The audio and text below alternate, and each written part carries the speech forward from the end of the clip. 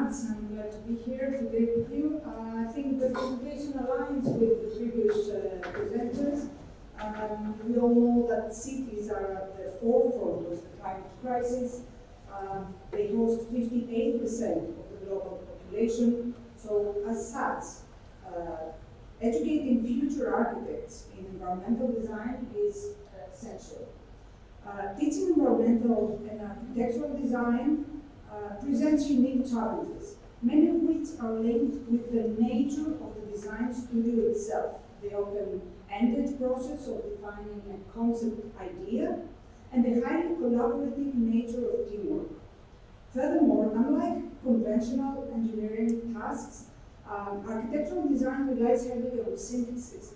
This is balancing between logic and creativity and integrating technical requirements with socio-cultural consideration.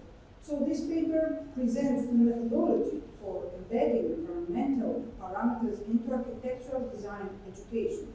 The approach has been implemented in the School of Architecture at the Aristotle University in Thessaloniki within the second year of the bachelor program.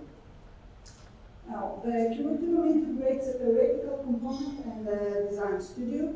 The theoretical part focuses on developing students' understanding and knowledge on passive design strategy. Respectively, the design studio extends and consolidates this knowledge through hands-on application. In the theoretical component, students explore passive strategies for thermal comfort, and these include passive heating strategies, passive cooling, and natural lighting, along with microclimatic improvements, so planting and evaporative cooling, for example. The course also addresses thermal transmittance through U-value calculations, so they acquire a more technical background on this aspect as well. Examples and case studies from vernacular and contemporary architecture are used to highlight advanced saving systems, natural building materials, and the potential of integrating renewable energy systems in buildings. Now, the design studio offers the opportunity for practical hands-on application. Students use the results of climate analysis to inform both the building envelope and the surrounding urban open spaces. They also integrate passive design principles at multiple scales. Overall, the studio promotes a multi-criteria approach that supports holistic design thinking, encouraging students to combine energy-efficient strategies with human-centered considerations. 4 assignments guide this process, focusing on climate data analysis, saving exercises, thermal and acoustic performance calculations, as well as insulation strategies. For the design studio, the shared leadership model is implemented. This means that the educators recognize students' strengths, fostering motivation, while the roles are allocated collectively within teams. Feedback is delivered in regular short cycles, collective reviews, and finally, questioning techniques encourage critical thinking, helping students explore alternatives, assess trade-offs, and integrate environmental strategies effectively. As a case study, we selected an urban void in the fabric of Thessaloniki. As you can see, the block is very close to the White Tower, and it is just 1 block away from the coastal front. As the block is very narrow, students were challenged to expand their building program vertically. The main guideline was to integrate housing with spaces for social gathering and things. Beyond that, students were free to define the specific, building-specific functions, as long as they grounded their proposal in the findings of the initial neighborhood scale analysis. This approach connects the architectural design not only to technical performance, but also to the social and cultural realities of urban life. In this first analysis phase, students focus on the neighborhood around the site. They map nearby land uses and landmarks, identify green areas, assess building density, and study both car and pedestrian circulation. Emphasis is also given in the perception of the city, the 3D views, the sensory experience of pedestrians.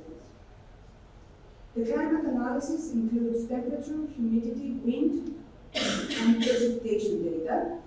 At the core of the studio's research questions are two key elements: estimating shading at the plot level and estimating the potential of natural ventilation as a cooling strategy. Now, defining the concept idea is by nature a non-linear process. Within the broader exploration of sustainable urban living, students are asked to design qualitative spatial conditions that enhance residential well-being. At this stage, as you might see, various tools are used, from hand sketches and 3D visualizations to physical scaled models. Equally important parameters to be considered in this design concept definition include optimizing the building's orientation and selecting appropriate construction materials. Particular emphasis is also placed on improving microclimatic conditions and increasing greenery, whether on the rooftops or integrated into the building facades. The final architectural proposal is presented through plans, sections, and three-dimensional drawings. Passive design strategies and high-quality interior environments are integral components of the final projects. To summarize, the environmental design strategies most commonly adopted by the students, they include transitional spaces, buffer zones, especially on the north side, double-skin facades, and louver shading systems on the south, the subtle integration of photovoltaic panels on the facades or the rooftop was also examined by students, and a preference for materials with low environmental footprint, such as wooden constructions. Solar chimneys were also proposed, demonstrating the role of buoyancy in enabling natural ventilation and cooling. Green spaces were frequently incorporated on rooftops and facades, often combined with rainwater collection systems.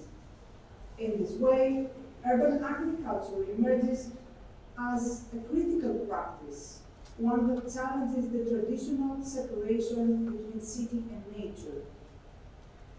To conclude, here are the key takeaways from this course. First, distinguishing theory from practice by offering two complementary courses was proved highly effective.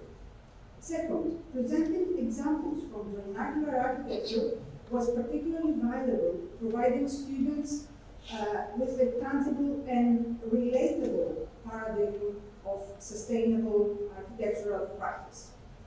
Third, the structure of the assignments allowed for evaluation on an individual basis, as well as targeted support whenever that was needed. Finally, we observed that the students often struggled to understand complex building physics phenomena, especially the mechanisms of natural ventilation and how street airflow is different from the free stream velocity. So this highlights the need for interdisciplinary cooperation and for integrating environmental design at early stages of architectural studies. Thank you very much.